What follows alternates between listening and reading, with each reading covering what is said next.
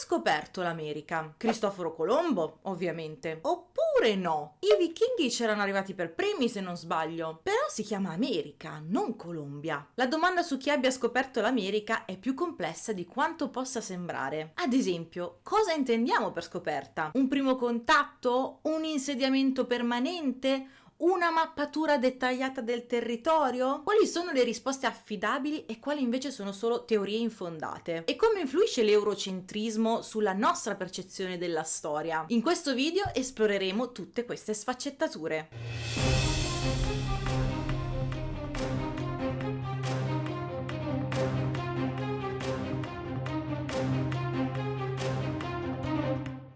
La versione più diffusa e insegnata nelle scuole è quella che attribuisce la scoperta dell'America a Cristoforo Colombo, ma non è l'unica. Prima del 1492 gli europei si spostavano verso est per raggiungere l'Asia e scambiare merci preziose attraverso la leggendaria Via della Seta. Ma con la caduta di Costantinopoli nel 1453 queste rotte diventarono pericolose e sempre più difficili da attraversare. Fu così che ad alcuni venne l'idea di raggiungere l'Asia orientale, quella che allora chiamavano le Indie, navigando verso ovest. Ma l'unico che ebbe il fegato e la fortuna di metterla in pratica fu il navigatore genovese Cristoforo Colombo. Al tempo già si sapeva che la Terra non era piatta ma sferica e quindi che si potesse raggiungere l'Asia andando dalla parte opposta, solo che nessuno osava provarci. L'Oceano Atlantico sembrava una distesa d'acqua interminabile e leggende raccontavano di mostri marini che lo infestavano. Cristoforo Colombo senza dubbio nutriva una passione profonda per la navigazione, ma la sua spedizione verso le Indie non fu motivata soltanto dal desiderio di esplorazione. Grazie alla lettura de Il Milione di Marco Polo, sapeva delle inestimabili ricchezze che l'India prometteva. Il suo obiettivo principale era quindi aprire nuove e lucrative rotte commerciali via mare. La gloria, insomma, non bastava. Colombo voleva fare i soldi veri, cosa che emerge chiaramente dalle condizioni che impose ai sovrani spagnoli, i finanziatori del viaggio. Ad esempio, una rendita del 10% su tutti i futuri traffici marittimi. Un'impresa colossale con la promessa di guadagni altrettanto straordinari. Così, dopo 2 mesi di navigazione, nel 1492 Colombo raggiunse le Bahamas, in America centrale, convinto di essere arrivato in Asia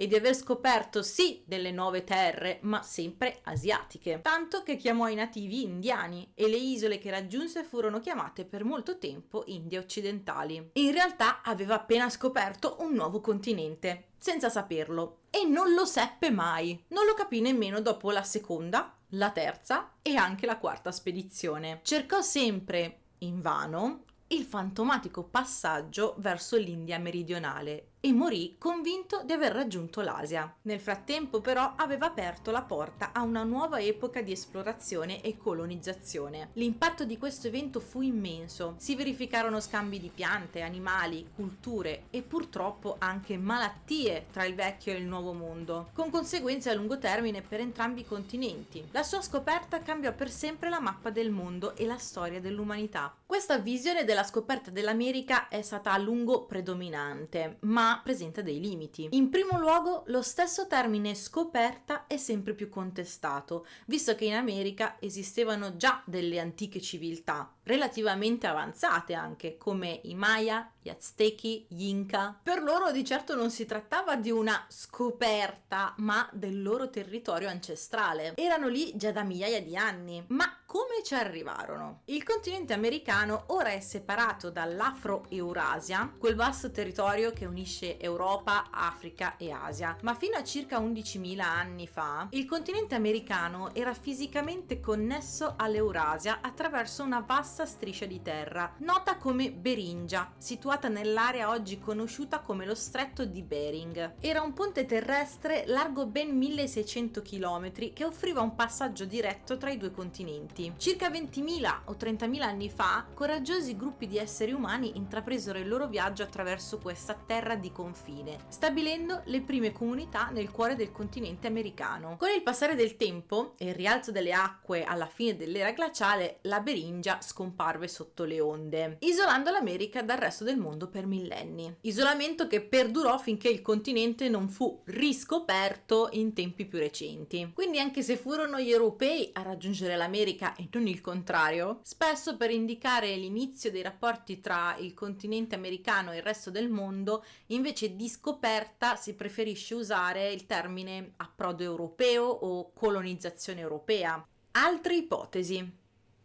Esistono poi diverse teorie alternative avanzate da storici e archeologi, secondo cui l'America possa essere stata raggiunta da altri popoli molto prima di Colombo. Sulla base di alcuni ritrovamenti archeologici o di interpretazioni di testi antichi, è stato ipotizzato che già antiche civiltà come i Fenici e i Romani avessero raggiunto il continente americano, come anche i cinesi e i giapponesi attraverso l'Oceano Pacifico. Queste ipotesi però sono per lo più considerate infondate e prive di conferme definitive. Di una sola civiltà invece abbiamo prove certe che raggiunse il continente americano dall'Europa secoli prima di Colombo. E sto parlando dei vichinghi, i quali solitamente vengono ignorati dalla visione tradizionale della scoperta dell'America. I vichinghi esplorarono e colonizzarono le aree dell'Atlantico settentrionale e le coste orientali del Nord America verso il X secolo. Si parla sempre di vichinghi, anche se il termine più appropriato forse sarebbe viaggiatori norreni.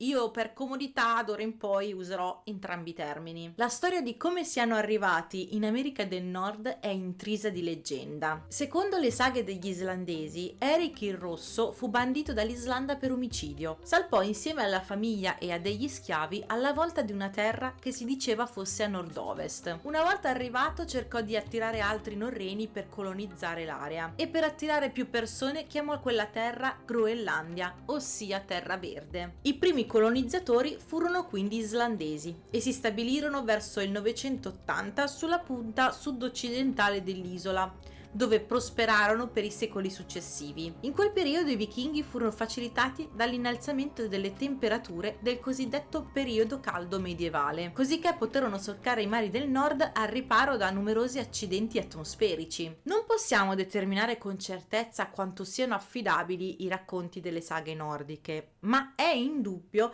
che i norreni dell'Islanda arrivarono sulle coste della Groenlandia. Gli archeologi hanno identificato 400 fattorie e al suo culmine la colonia era composta da una popolazione di 3.000 o 5.000 persone. Avevano anche un principe vescovo, esportavano avorio di tricheco, pelli, corde, pecore, grasso di balena e animali vivi come gli orsi polari. Già l'arrivo dei norreni in Groenlandia può essere visto come una sorta di scoperta dell'America, perché l'isola fa parte geograficamente di quel continente. Tuttavia, i loro viaggi non si fermarono alla Terra Verde. Secondo la saga dei groenlandesi, fu il caso o il destino a portare Bjarni Herjolfsson ad avvistare per primo il Nord America. Dopo aver scoperto che suo padre non stava più in Islanda, ma era immigrato in Groenlandia con Eric il Rosso, si mise in mare per raggiungerlo, sebbene non avesse mai navigato nel mare di Groenlandia. Anche per questo motivo, quell'estate del 985 o 986 venne mandato fuori rotta da improvvisi venti dal nord e da svariati giorni di nebbia. Quando infine tornò al sole, avvistò una terra che non poteva essere la Groenlandia, essendo collinosa e molto boscosa. Dopo 2 giorni di navigazione avvistarono una costa piatta, che anche in questo caso non poteva essere la Groenlandia, perché sapeva che possedeva imponenti ghiacciai. Dopo 3 giorni di vento da sud-ovest giunsero in vista di un'isola con ghiacciai, ma inadatta agli uomini. Dopo 4 giorni di vento forte avvistarono finalmente la Groenlandia, dove si fermò da suo padre, abbandonando i commerci e lavorando invece nella fattoria. Egli raccontò della sua scoperta sia in Norvegia che in Groenlandia, dove Leif, figlio di Eric, si mostrò estremamente interessato alle nuove terre. 10 anni dopo, Leif Erikson prese sul serio i racconti di Bjarni, comprò la nave che Bjarni aveva usato per il suo viaggio e partì con 35 uomini alla ricerca del nuovo territorio. Si crede che il risultato sia stato l'insediamento vichingo di Landsøymeadows, all'estremo nord dell'isola canadese di Terranova. Questo fu il primo tentativo di colonizzazione europea del Nord America di cui si abbia notizia, ad eccezione dell'isola di Groenlandia. Per molti anni gli studiosi hanno messo in dubbio la veridicità delle saghe, chiedendosi se veramente i norreni fossero arrivati nel continente americano. E nel 1960 la credibilità di questi racconti è stata confermata da due archeologi che hanno rinvenuto i resti di un insediamento norreno a Landsmeadows. Qui sono stati ritrovati i resti di un villaggio vichingo, completo di edifici, forni e altri manufatti. Le analisi al radiocarbonio hanno datato il sito tra il 1990 e il 1050, dimostrando con certezza che i norreni giunsero in America molto prima di Colombo. Gli insediamenti nell'America settentrionale e continentale sarebbero serviti a sfruttare le risorse locali poco presenti in Groenlandia, come ad esempio la legna. Perché allora non si dice che i vichinghi colonizzarono l'America? A differenza di Colombo, i vichinghi non diedero vita a grandi imperi coloniali in America. Gli insediamenti a breve termine non divennero mai permanenti. Le ragioni non sono del tutto chiare, ma potrebbero risiedere nel clima rigido, nella resistenza delle popolazioni indigene